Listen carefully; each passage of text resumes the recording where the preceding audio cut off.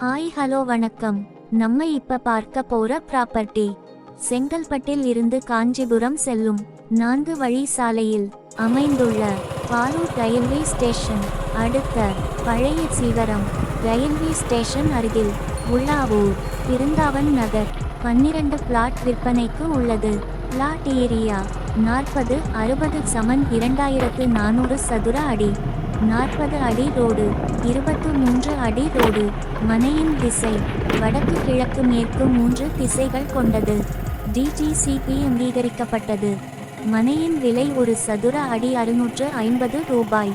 நன்றி வணக்கம்.